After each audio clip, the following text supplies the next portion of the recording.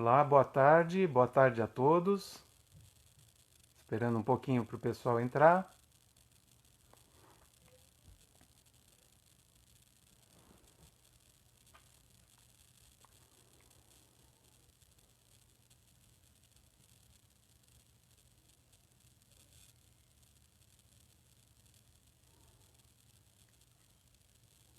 Tudo bem? Vou me apresentando. Meu nome é Fábio Saad, eu sou nutricionista. Agradeço novamente a oportunidade de estar aqui, falar com vocês da associação e quem mais estiver vendo essa live. Então agradeço a oportunidade, é um prazer estar aqui para poder ajudar com algumas informações, orientações. E o tema de hoje vai ser a vitamina D, que muita gente tem dúvidas sobre como suplementar, se é preciso suplementar, como tomar o sol, quanto precisa da vitamina D, enfim, várias dúvidas que as pessoas geralmente têm.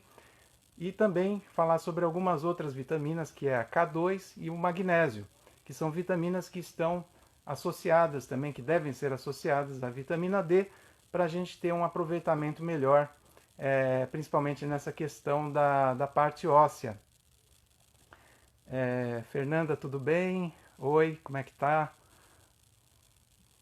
Fátima, tudo bem? Boa tarde. Então vamos lá, vou começar falando agora da vitamina D, tá bom? A princípio eu vou comentar que a vitamina, quando ela foi descoberta, ela foi chamada de vitamina, mas hoje em dia já se sabe que ela é praticamente um hormônio. Naquela época se chamou de vitamina porque o que são as vitaminas? São substâncias que a gente não consegue produzir, a gente só consegue através da alimentação. Então, naquela época se achava que a vitamina D a gente só conseguia pela alimentação. Descobriram que através do bacalhau, e nos países nórdicos as pessoas consumiam bacalhau, e lá nessa região as crianças não tinham raquitismo, que é uma doença que acontece pela falta da vitamina D. Então eles perceberam que essa substância vinha do alimento, do óleo de fígado de bacalhau, e aí se classificou como uma vitamina. Mas hoje em dia já se descobriu que ela é muito mais do que uma vitamina. Ela controla mais de 1000 genes, ela tem a estrutura molecular dela é muito parecida com a de outros hormônios esteroides do nosso organismo. Então ela está muito mais para um hormônio do que para uma vitamina, mas como já foi chamada de vitamina, ela acabou sendo classificada dessa forma mesmo. Ela é uma vitamina do tipo lipossolúvel, tá? Ela precisa de gordura para ser absorvida. Então, os alimentos onde você encontra a vitamina D são poucos, e as fontes alimentares, elas geralmente não suprem a necessidade que as pessoas têm da vitamina D diária, tá? Então, realmente, a maior fonte da vitamina D deve ser a luz solar mesmo. Mas, em todo caso, eu vou citar os alimentos que mais contêm a vitamina D, que seria principalmente o salmão, o óleo de fígado de bacalhau, alguns outros peixes também gordos, como o atum, a cavala. A vitamina D também você encontra, mas em pouquíssima quantidade nos ovos, na gema dos ovos, né? Leite, cogumelos, mas são é uma quantidade muito irrisória que, que não supre essa necessidade. Tudo bem, Margarete? Boa tarde. Então, é uma vitamina que ela tem muitas funções no nosso organismo. Ela, na questão óssea, ela aumenta a absorção do cálcio, do fósforo. Tá? No coração, ela tem a função de contração do músculo cardíaco, da musculatura mesmo também, ela é muito necessária para a formação dos músculos, então para quem está querendo ganhar massa muscular é importante. Ela regula também a insulina e a glicose, então ela é importante no controle da diabetes, tanto a tipo 1 como a tipo 2. Ela tem ação no sistema imunológico, então nessa época inclusive que a gente está preocupado com a questão imunológica, é realmente fundamental que a gente se preocupe muito com os níveis de vitamina D que a gente tem, né? Que a gente tem no nosso sangue. Também em evitar câncer, existem vários estudos que demonstram que pessoas com quantidades altas de vitamina D no sangue podem prevenir alguns tipos de câncer também. E uma das formas que a vitamina D mais atua seria nas doenças autoimunes. Então existem muitos médicos hoje em dia, o maior pesquisador aqui no Brasil, ele chama Dr. Cícero Coimbra, ele trata doenças, trata e previne também doenças autoimunes através de altas doses de vitamina D. Então ele é o maior estudioso aqui no Brasil dessa questão da vitamina D e tem conseguido grandes resultados para até, não se pode dizer a cura das doenças autoimunes, mas ele consegue praticamente desligar vários tipos de doenças, né? Ainda mais se você pega em estágios iniciais, essas doenças autoimunes elas praticamente estacionam e até podem regredir, tá? Então, com relação à alimentação, é muito difícil a gente obter a vitamina D. Como é que a gente consegue? Através da luz solar. Seria a melhor forma da gente obter vitamina D no nosso corpo, de produzir essa vitamina. Tá? Caso a pessoa não possa, não tem como tomar sol diariamente, então existe a suplementação. Vamos falar um pouco sobre tomar o sol, né? A incidência dos raios solares. Então você deve tomar durante 15 a 20 minutos diariamente, no momento que os dermatologistas menos recomendam, mas é o momento em que os raios UVB eles estão incidindo e são eles que fazem produzir a vitamina D. Porque em outros horários você só tem o raio UVA, que é aquele que até pode provocar o câncer de pele, né? E não está produzindo vitamina D. Então essa questão de tomar sol muito cedo ou mais para o final da tarde, você não está obtendo a vitamina D através do sol. Então é importante, você tem que tomar naquele horário que o sol está mais forte. Tá? E é importante também dizer que não adianta você tomar o sol através de um vidro. Se você, por exemplo, vai na sua janela e acha que está obtendo vitamina D tomando sol ali, infelizmente não, porque os raios UVB são bloqueados pelo vidro. Tá? E também você não pode, logicamente, usar filtro solar, porque o filtro solar também barra a ação do raio UVB. Tá? Então, se você tomar esses 15 a 20 minutos de maiô, né, teria que ser com a maior parte do corpo descoberto, e nesse horário do sol mais forte, que seria por volta do meio-dia, mas pode ser entre 10 e 14 horas, aí você vai conseguir obter mais ou menos, aproximadamente 10 mil unidades da vitamina D. Mas isso só acontece se você tem, por exemplo, a pele clara. Se você tem a pele mais escura, você tem que ficar um tempo maior de exposição, por exemplo, porque a pele escura ela tem meio que um filtro solar natural. Então ela barra a ação dos raios solares e dificultam essa entrada da produção da vitamina D. Tem falta disso, vitamina D. O sol da manhã, dizem que o sol da tarde é isso, o sol da manhã, o sol entre 10 e 14 horas é o melhor. Tá? Mas caso a pessoa não tenha possibilidade de tomar sol, que a gente mora, as pessoas trabalham em escritórios fechados, usam muito carro, enfim, as pessoas não se expõem muito ao sol como antigamente, né? Onde trabalhavam ao ar livre, por exemplo, no meio rural, enfim. Hoje em dia as pessoas nesse meio urbano têm pouca exposição da vitamina D do sol, né? Da luz solar. Então você pode suplementar, mas isso vai depender muito do seu exame de sangue. É importante fazer o exame que é o exame da vitamina D dosada no sangue para você saber o seu nível, como é que está o seu nível de vitamina D. Se o seu nível estiver baixo, você vai precisar de um X, isso seu médico pode calcular, o quanto você vai precisar para aumentar esse nível e chegar num nível ótimo.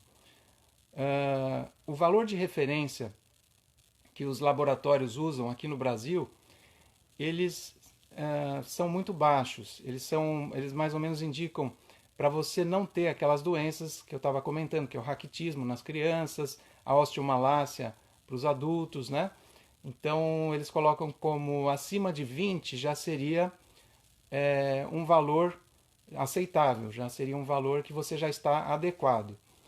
Mas os estudos atuais já mostram que valores acima de 40, 50 nanogramas por decilitro são muito mais interessantes nessa questão imunológica, na questão aí da prevenção de câncer, em questão de doenças autoimunes, deve ser maior ainda esse valor.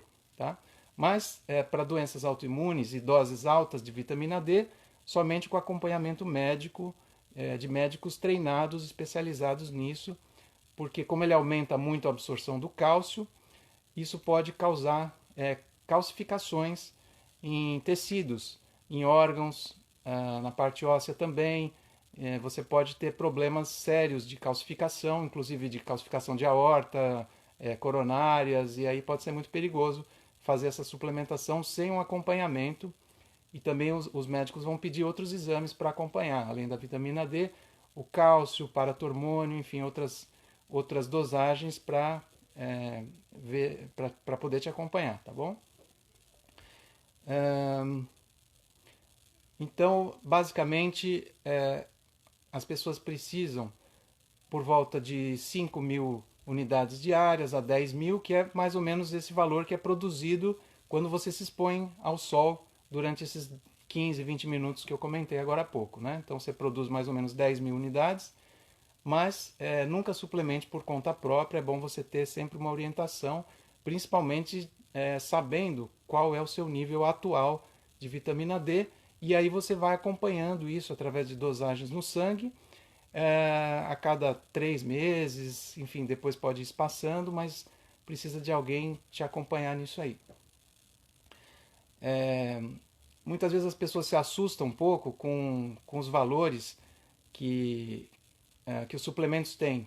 Quando você fala em 10.000 unidades, por exemplo, parece uma coisa muito grande, né? O número 10.000. Mas se você transforma isso numa outra unidade de conversão, que você faz essa conversão para microgramas, 10.000 UI significam 250 microgramas. Então, se você falar, por exemplo, você vai tomar 250 microgramas de vitamina D, não assusta tanto. Se você fala 10.000 UI, já assusta um pouco mais. Então, essa questão aí da conversão também assusta um pouco os médicos, as pessoas que não conhecem muito, não estudam muito não estão muito atualizadas com esses valores, tá? Sobre a vitamina K2. Sobre vitamina D, alguém tem alguma pergunta? Eu vou falando aqui sobre a K2 por enquanto. Qualquer coisa vocês podem perguntar, tá bom? A vitamina K2 ela foi descoberta mais recentemente. Tá? Ela foi descoberta por um dentista chamado Weston Price, que ele fazia algumas excursões, viajava pelo mundo e descobriu populações que viviam isoladas, né? Tribos que se alimentavam mais de gorduras, de vísceras. E essa população, ele notou que eles tinham poucas cáries, os ossos eram bons, a pele era boa, pessoas de muita idade, de 80, 90 anos, não pareciam a idade que tinham. Então ele percebeu que tinha alguma coisa ali que contribuía para essa questão do anti-envelhecimento e da questão óssea também. E ele foi estudar e determinou ali que tinha um fator, que ele chamou de fator X, que seria a razão disso estar acontecendo. E mais tarde se descobriu, né, se classificou como a vitamina K2. A vitamina K, ou que hoje é chamada de K1, é a filoquinona, ela foi descoberta há mais tempo atrás, há muito tempo, e ela é relacionada à coagulação. A K2 já é outro tipo de vitamina. tá? É da mesma família, mas as funções dela são outras. Então, ele funciona aí nessa parte aí da questão óssea, tá? E ajuda com o cálcio, porque senão o cálcio pode, como eu falei agora há pouco, o cálcio pode parar nas artérias. É, só um minutinho, vou interromper. Tem uma pessoa perguntando como é que a gente sabe se está com carência da vitamina D. É somente fazendo o exame de sangue mesmo, para você saber. A Dalva está perguntando, tá? Então precisaria fazer um exame da 25-hidroxivitamina D no sangue para você saber o seu nível de vitamina D. Se você tiver muito baixo, por exemplo, em torno de 10, tem gente que está com 10, 15 de vitamina D, que é um valor muito baixo. E aí precisaria realmente suplementar, tá bom? Sobre vitamina D, quantas vezes ao dia temos que tomar sol? Então, você tomando uma vez ao dia, esses 20 minutos, aí depende da pele da pessoa. Se for pele clara, essa faixa aí de 15, 20 minutos no sol forte, do meio-dia, já estaria suficiente para obter aproximadamente 10.000 UI de vitamina D. Tá? Então, voltando aqui à vitamina K2, ela dificilmente você consegue através da alimentação, porque são poucos alimentos que têm a K2 e um dos alimentos que mais tem a vitamina K2 é um alimento que não é comum aqui no nosso meio ocidental, tá? É mais lá para o Oriente, os japoneses costumam consumir esse alimento que chama natto. O natto é um tipo de soja fermentada e tem um gosto muito forte. Então, eles estão acostumados com esse paladar e a gente não tem. É muito difícil achar aqui, talvez na Liberdade, né, nesses locais onde você encontra comida japonesa. E o natto é bem rico em vitamina K2. E também você encontra em vísceras, por exemplo, no fígado, também tem nos ossos caipira, você encontra. Mas são poucos alimentos que você vai conseguir a K2. Tá? Então, geralmente é interessante suplementar quando você faz uso da vitamina D e a K2 orientando o cálcio a fixar no osso para evitar aquela calcificação nas artérias, né? Então a K2 tem essa função aí de evitar essas calcificações, certo? Ele funciona direcionando o cálcio para o osso, para que ele não se acumule nas artérias. Ele funciona como um GPS praticamente que vai orientar o cálcio a ir direto para o osso e para os dentes, tá? Vamos falar do magnésio também, que as pessoas em geral são deficientes em magnésio. O magnésio já é difícil de detectar por exame de sangue, porque no exame de sangue o corpo dá um jeito de regular para que o magnésio esteja em equilíbrio. Então o que acontece? Se o magnésio começa a cair, o corpo vai retirar esse magnésio dos ossos para colocar no sangue. Então, basicamente, a maioria das pessoas que fizer o exame do magnésio vai dar normal. Vai sair como se estivesse ok no valor de referência, tá? Mas, de uma forma geral, as pessoas estão deficientes do magnésio. O Brasil é um país onde não há vulcões. O solo aqui não é vulcânico, então é magnésio. Então, as hortaliças, os alimentos em geral vão ter baixos níveis de magnésio.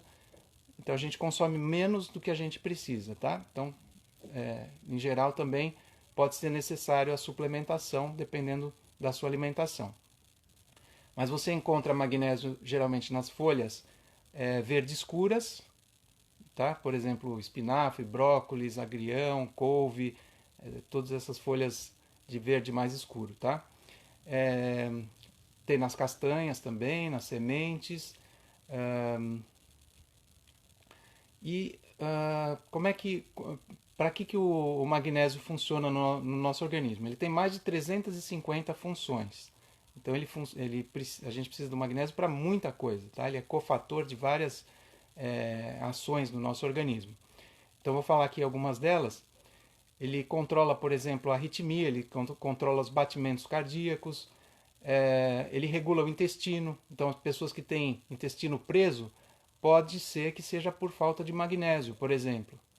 Tá? Então, tanto que o magnésio em doses altas, ele tem ação laxativa, ele solta o intestino. Ele pode ajudar na pressão arterial também. Quer dizer, se a pessoa tem uma pressão alta, hipertensão, pode ser também um problema de deficiência de magnésio. Às vezes você suplementando magnésio, você pode ajudar bastante a reduzir, por exemplo, a hipertensão, porque ele é um relaxante das artérias. Na parte também de depressão, também pode ser por falta de magnésio, tá? Dos motivos da depressão, por quê? Pode faltar serotonina, porque o magnésio também é cofator aí na produção dos neurotransmissores, tá? E um deles, importantíssimo, que vocês já devem ter ouvido falar, é a serotonina, que é o hormônio do bem-estar, do prazer. E se falta serotonina, pode ocorrer a depressão, tá? Então, pessoas que estão tristes, deprimidas, pode estar com falta de magnésio também. Outra coisa importante que o magnésio atua é para poder converter a vitamina D na sua forma ativa. Então, se você está tomando a vitamina D, mesmo no sol ou por suplemento, a vitamina D ela entra no organismo, mas ela precisa passar pelo fígado e depois passar pelos rins, tá? E aí ela se transforma na forma ativa que o corpo realmente vai utilizar da vitamina D. Então, um dos que participam aí da ativação é o magnésio também, tá? Ele também atua aí no controle da glicose, da insulina, é importante também para a questão aí da diabetes, do emagrecimento. Questão de dores musculares também, o magnésio é um relaxante, ele pode ajudar também em dores musculares. Em TPM, pessoas que têm uma TPM muito acentuada também. E enxaqueca, né? Pessoas que têm enxaqueca constantes, pode ser também por falta de magnésio. É claro que tudo isso que eu falei, existem outras possibilidades também, não é só o magnésio que é a solução para tudo, tá? Mas ele pode ajudar muito em algumas questões dessas aí que eu citei. Em relação a... Deixa eu ver aqui uma pergunta. A Silvana está perguntando se ela pode pedir para o médico o magnésio. Isso, você pode conversar com o seu médico, Silvana, né? Conversa com ele se ele acha interessante que você tome a suplementação. Geralmente a suplementação é em torno de 300 a 500 miligramas por dia, tá? Existem alguns tipos de magnésio no mercado. O mais comum que as pessoas geralmente conhecem é o cloreto de magnésio, que ficou muito conhecido através da internet, né? Não sei se vocês já ouviram falar. O cloreto de magnésio é aquele sal que vem num pacotinho, você compra na farmácia, aí você pode misturar num litro de água e vai tomando essa água, pequenas doses, né? Tomando cuidado só porque ele é um tipo de magnésio laxante, esse cloreto, tá? E o sulfato de magnésio também é outro tipo que é mais laxante. Mas são tipos, esse também, o óxido de magnésio também é um tipo de magnésio, de suplemento, mas todos esses que eu citei, o cloreto, o sulfato e o óxido, não são as melhores fontes, a melhor suplementação, por causa da biodisponibilidade que a gente chama, ou seja, o aproveitamento do organismo. Existe uma forma mais interessante de suplementação que é chamado magnésio quelado, tá? Ou quelato. Então esse magnésio pode ser chamado também de magnésio glicina ou diglicina, e ele é complexado, ele é quelado, na verdade, como se ele tivesse grudado numa molécula de uma glicina, tá? Então ele é mais facilmente absorvido pelo nosso corpo, ok? Tem o magnésio dimalato, que é interessante também, mas tem um valor mais alto, e o magnésio treonato. Esse magnésio treonato ele é mais indicado para aquele caso que eu citei, por exemplo, de depressão, porque ele passa a barreira cerebral, ele consegue atuar mais nessa parte cerebral, de insônia, depressão, tá? E ele tem um valor mais alto também.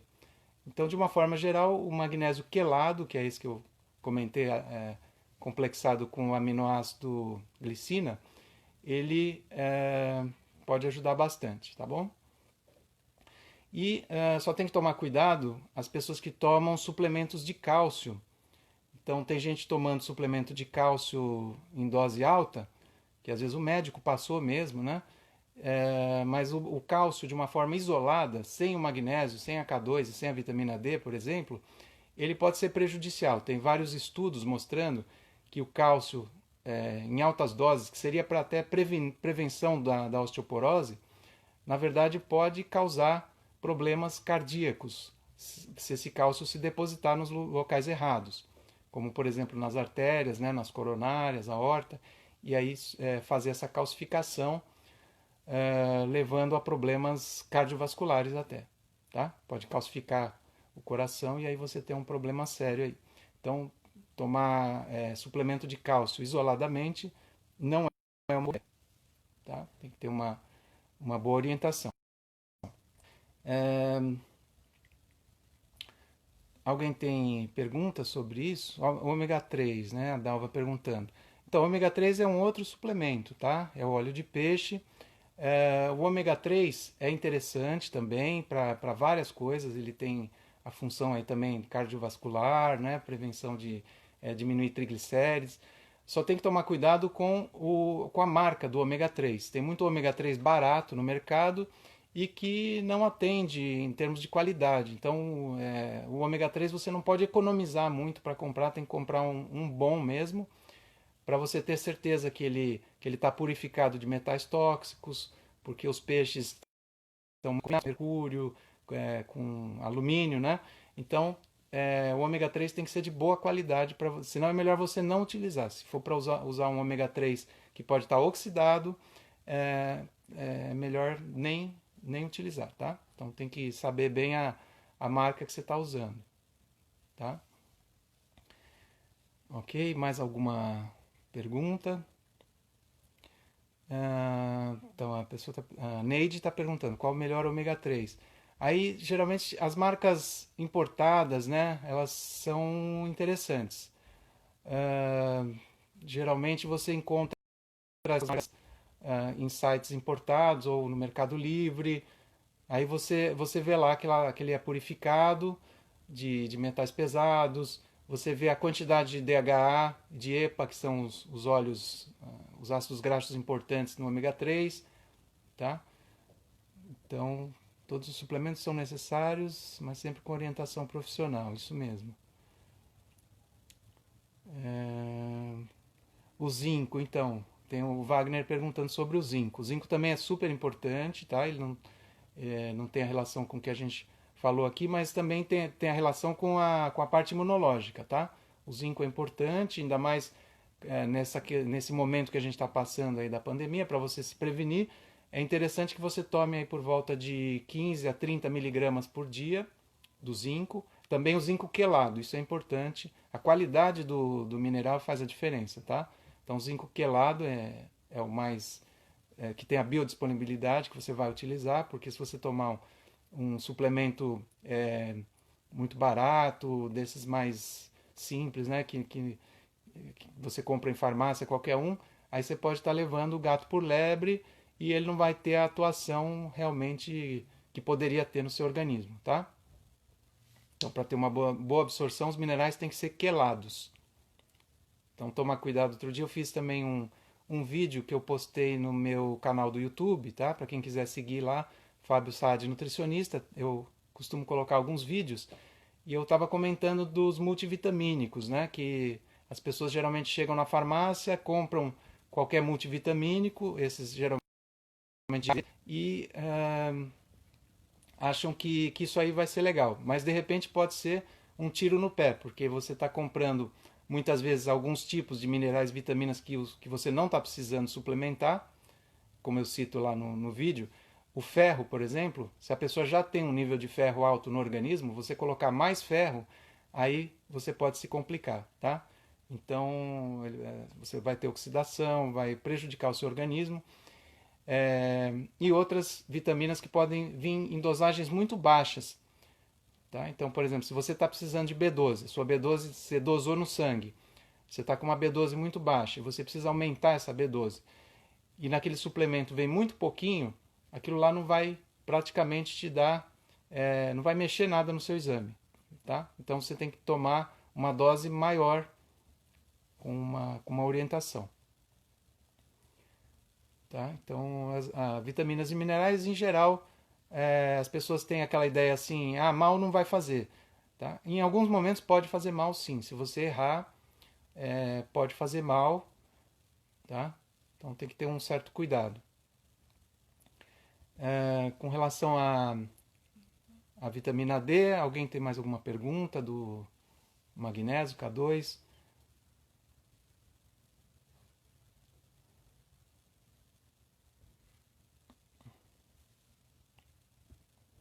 É importante lembrar que a vitamina D também, se você é, for escolher uma marca, tomar cuidado de chegar só simplesmente na farmácia e falar assim pro balconista, eu quero tomar vitamina D. Então ele vai te passar lá qualquer vitamina que ele tiver e pode ser que aquele suplemento que ele vai te dar só vai ter, vamos dar um exemplo, por exemplo, 400 UI, tá? Esse 400 UI é uma dose bem baixinha. Então, se o seu nível de vitamina D, por exemplo, no sangue, tiver em torno de 15 nanogramas por decilitro, isso aí não vai fazer nem cócega praticamente, não vai subir praticamente nada. Então, você não vai sair da sua deficiência da vitamina D. Então, é importante que você veja se a dose que você vai tomar seja uma dose mais alta, mais apropriada, tá? Para você alcançar aqueles níveis ótimos de vitamina D que vão fazer a prevenção de câncer, prevenção da sua imunidade, deixar o seu corpo mais forte aí para resistir, tá? Vitamina K, quantas vezes seria necessário comer fígado? A Neide está perguntando. Então, como eu falei, nos alimentos você vai ter pouca quantidade da vitamina. Então, e como são poucos os alimentos que têm a vitamina, por exemplo, como eu sei o caso do fígado, aí você teria que comer todo dia para obter a vitamina K2, entendeu? E não é todo mundo que come fígado todo dia. Então, em muitos casos é interessante fazer a suplementação, mesmo que fica mais fácil. E natô, por exemplo, eu acho que se tiver alguém que está assistindo e que já comeu natô, se quiser comentar, é muito difícil mesmo, só mesmo o povo oriental, né, que conhece esse alimento, que seria o que tem mais quantidade da vitamina K2. Tá? E vitamina K2 a gente suplementa em pouca quantidade, ele é bem pouquinho mesmo, é em torno de 100 a 150 microgramas. Não é miligramas, é microgramas, tá? É bem pouquinho também.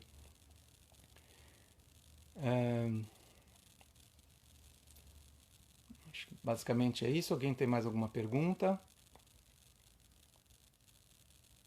Deu para esclarecer bem a questão das vitaminas, da vitamina D, magnésio, K2, deu para entender bem? Falei muito rápido?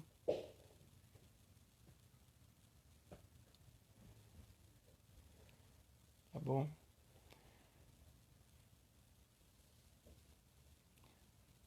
Tem uma pessoa perguntando, a Denise perguntando, alguns suplementos contêm ferro e cálcio, como serão absorvidos? Então, exatamente, quando você coloca, por exemplo, você acaba até colocando...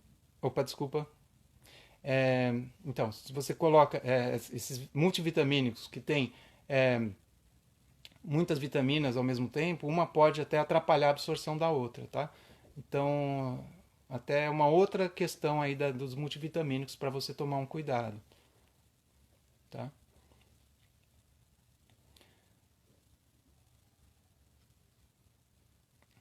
Tá joia?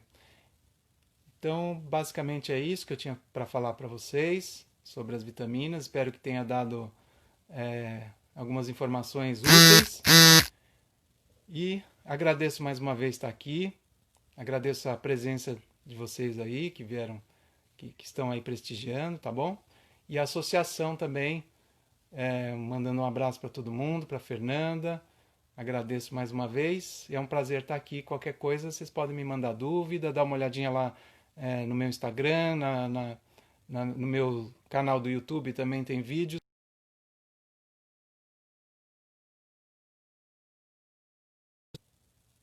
Oi, voltou. No canal do YouTube também, vocês podem ver lá os vídeos que eu posto. E muito obrigado e até uma próxima, tá bom? Grande abraço aí para todo mundo. Tchau, tchau.